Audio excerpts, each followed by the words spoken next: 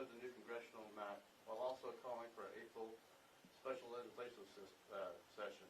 Why do you feel that's important? What do you expect to come out of that?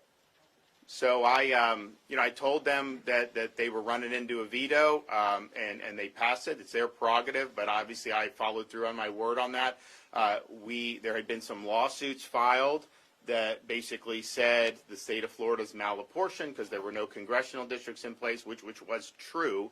But clearly, we have responsibility to work with the legislature to do it. You can't just let a court draw this, and I think there's broad agreement with that. So they will come back in the middle of April to be able to do it, and I fully anticipate that will be done. I think it'll be done efficiently, and hopefully it'll be something that I will sign very quickly, and then we can just kind of move on with the election setup. Everything else is in place. The other maps are in place for what's going to be on the legislative side. This is kind of the only one question mark remaining, and I think that they're going to be able to resolve it, and then we'll move forward. And then also, just because we're talking about elections, and I have the Attorney General here, I saw steam coming out of her head this morning when we mentioned this ruling about the election integrity law.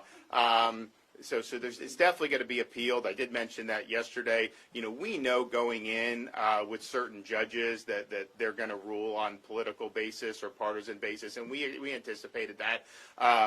But I mean, this was just like the stuff that was in there was absurd, and so it will be appealed. I don't think there's any question that it will be stayed and reversed. I don't know if that will be very quickly, if it will take a little bit. But this was way outside the bounds of what the current law is and what the current precedent is. And think about it: to say that somehow it's like a major violation to not just put these drop boxes in the middle of like a busy street corner or something like they do in other states.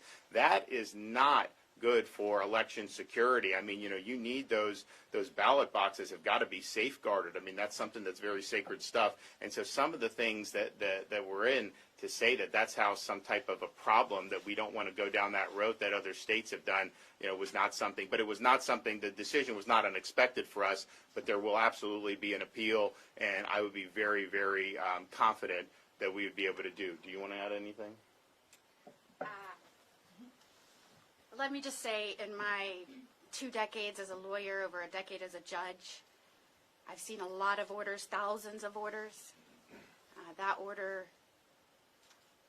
went very far outside the bounds of what I would expect from a judicial officer, and 100% guarantee we will appeal. Okay. All right, thanks everybody. We'll see you.